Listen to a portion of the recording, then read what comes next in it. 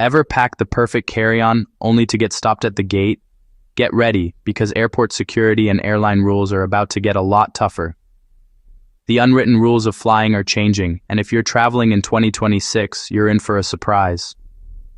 Airlines are cracking down, and that trusty bag you've squeezed by with for years might get you hit with huge, unexpected fees. We're not talking about small adjustments. We're talking about a global crackdown on carry-on size and weight limits.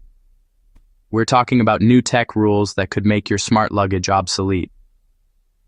Airlines argue these new carry-on rules are for efficiency, but let's be honest, for anyone who's paid $100 at the gate, it feels more like a shakedown.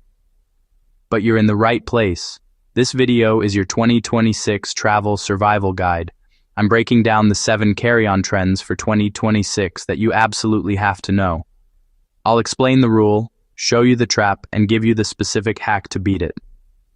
By the end, you'll know exactly how to avoid the airport nightmares that are going to trip up almost everyone else. Let's get into it. The first and most immediate change is the aggressive enforcement of carry-on size. For years, the standard 22 by 14 by 9 inches has been a general guideline. But let's face it, enforcement was sloppy. You could get away with a bulging bag or one with chunky wheels. Those days are over. The new reality is this: airlines are enforcing dimensions with military precision. They're measuring everything: wheels, handles, and even bulging front pockets. A flight attendant was recently quoted saying, "If it doesn't fit, it's not flying overhead." And they mean it. The trap. Those metal bag sizers at the gate we've all ignored. They aren't just for decoration anymore. They are now the final judge of whether your bag flies free or costs you a fortune. While budget airlines have been doing this for years, major carriers are now jumping on the bandwagon. The fee for being forced to gate check isn't small either. We're talking $75 to $100 per bag each way. That's a potential $200 hit you didn't plan for. What's worse is that many bags marketed as carry-on compliant are technically oversized when you include the wheels and handles. Airlines are counting on this confusion. They know millions of us own these bags, and they're banking on the revenue from those last-minute gate check fees. The hack. Your best defense is to be prepared. First, get out a tape measure. Tonight. Measure your go-to carry-on yourself. Don't trust the tag. Measure from the floor to the top of the handle and from the back to the very front. If you're even a quarter inch over, you're taking a risk. Second, if you're buying a new bag, lean towards soft-sided luggage. They have more give and can often be squished into a sizer, while a hard shell case that's half an inch too big has zero wiggle room. Finally, know your airline's carry-on rules. While some, like American Airlines, have removed physical gate sizers to speed up boarding, they explicitly state that agents will still visually inspect bags and can charge you. Others are stricter than ever. A 30-second check on the airline's website can save you a very public and expensive argument at the gate. Just as size limits are getting tighter, so are carry-on weight limits. For a long time, especially in North America, nobody really checked carry-on weight. As long as you could hoist it into the overhead bin, you were good. That free pass is disappearing. A growing number of airlines worldwide are now enforcing strict carry-on weight limits, usually between 8 to 10 kilograms, which is about 17 to 22 pounds. For example, Virgin Australia is implementing a new 8-kilo limit for economy carry-ons starting in early 2026. The trap here is twofold. First, the weight limit often includes your carry-on and your personal item combined. An airline like Iberia, for instance, limits the total weight to just 22 pounds. Your roller bag might be fine, but add a backpack with a laptop, a book, and a water bottle, and you're suddenly overweight. Second is how they're catching people. Airlines are installing scales at check-in kiosks and, more, right at the boarding gate. Even if you skip the main counter, you can be stopped just before you step on the plane. The result? You're either forced to pay that crazy gate check fee or you're frantically repacking on the floor, shoving heavy items into your jacket pockets while everyone in line stares. It's stressful, embarrassing, and a delay for everyone. The hack: become your own gate agent at home. First, buy a small digital luggage scale. They're under $15 online and are one of the best travel tools you can own. Weigh your bag after it's fully packed. Don't guess. Second, pack strategically. Wear your heaviest items, your boots, your bulkiest jacket, your heaviest sweater, onto the plane. It might feel a bit clunky, but it doesn't count towards your carry-on weight. Third, if you're an overpacker, use packing cubes. They don't just organize, they compress your clothes, helping you fit more into a lighter bag and stay under that weight limit. The era of stuffing your carry-on until it bursts is over. Lightweight and strategic is the only way to fly without paying extra. Smart luggage, with built-in chargers and trackers, seemed like the future. But that future just hit a major snag. Because of the serious fire risk from lithium-ion batteries in cargo holds, the FAA has a rule that the TSA is now enforcing everywhere. The rule is simple: any lithium-ion battery in smart luggage must be removable. If the battery is built in and you can't easily take it out by hand, the bag is banned by the TSA. Period. It can't be checked, and it won't be allowed in the cabin. The trap. This is a costly one. Many people who bought early model smart luggage have bags with batteries integrated into the frame. These expensive suitcases are now basically useless for air travel. People are showing up at the airport and being told by TSA or airline staff their $500 bag can't fly. The choice becomes abandon your luggage or miss your flight. Removable now means you can pop it out easily without any tools. If you have to unzip a liner and unscrew a panel, it's not compliant. The hack: check your smart bag before you pack. Is there an external slot where the battery pops out? If so, you're good. Your new pre-flight routine must be to remove that battery before you even get to the airport. And here's a crucial point: all spare batteries, including the one you just removed, have to be in your carry-on. They are strictly forbidden in checked luggage. If you have to gate check your bag, you must remember to take the power bank out and bring it with you. The FAA requires this so the crew can respond if a battery overheats in the cabin. If you're shopping for new smart luggage, only look for models that advertise an ejectable or removable battery.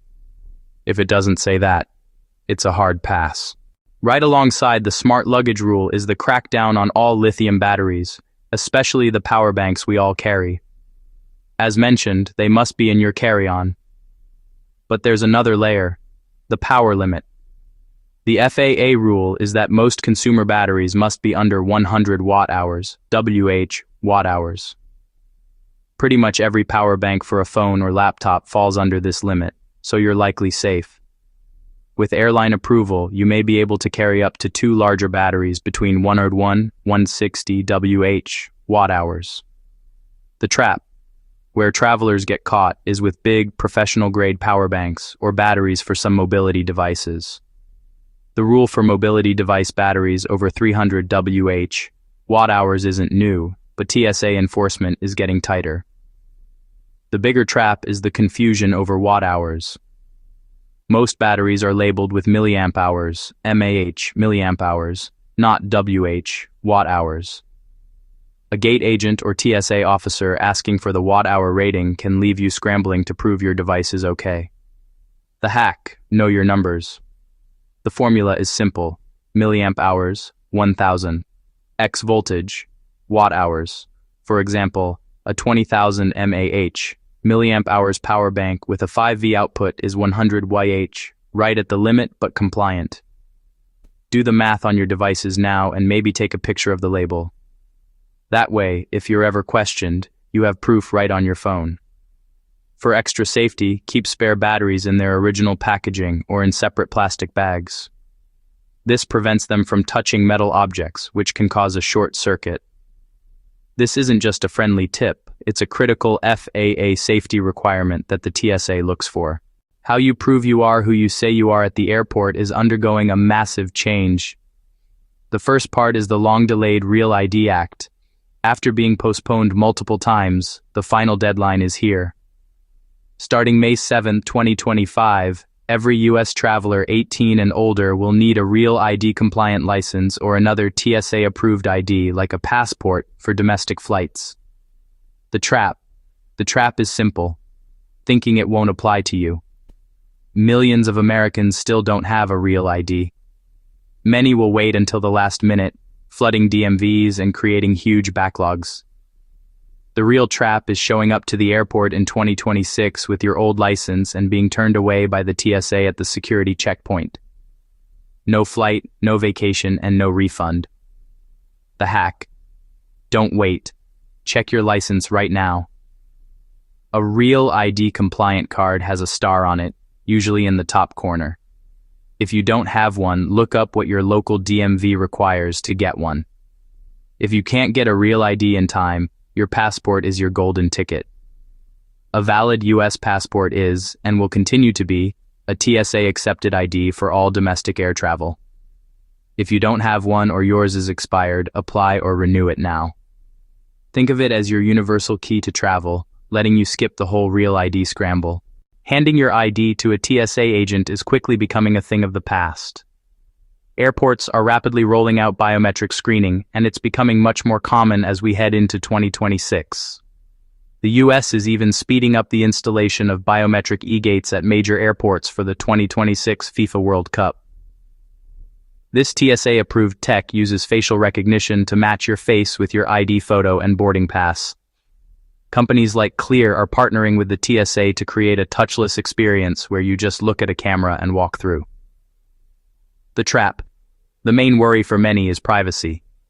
Your face is being scanned and the data stored. While the TSA says it's secure, the expansion is raising valid questions. There's also a practical trap. If the system glitches or can't get a good read of your face, you could be sent to a longer manual verification line, completely defeating the purpose. The hack. Lean into it, but have a backup. For most people, the convenience is a game changer. Enrolling in programs like TSA PreCheck and Clear can dramatically speed up your airport journey. However, you always have the right to opt out. If you're not comfortable with a face scan, just tell a TSA officer and they'll direct you to a standard ID check. But the most important hack is to always travel with your physical, real, ID-compliant license or passport, even if you're enrolled in a biometric program.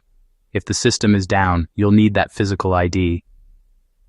Technology is great when it works, but a physical document is the ultimate fail-safe. Finally, let's talk about the rule that has annoyed travelers for almost 2 decades, the TSA's 311 liquids rule. The good news is, its days are numbered. The bad news? Its demise isn't happening everywhere at once. The change is thanks to new advanced computed tomography, CT scanners, at TSA security checkpoints. These machines create 3D images of your bag's contents, allowing security to spot threats without you removing anything. At airports with this tech, you can leave liquids, laptops, and all other electronics inside your bag. The trap. The trap is inconsistency. These scanners are being rolled out, but it's a slow process that could take years. You might fly through a TSA PreCheck line at one airport without unpacking anything, only to get yelled at by an agent at your connection for not taking out your liquids. It's a confusing travel landscape. The hack. Assume the old rules still apply until you see a sign that says otherwise. When you get to the TSA security line, look for signs that say, "Leave liquids and laptops in your bag."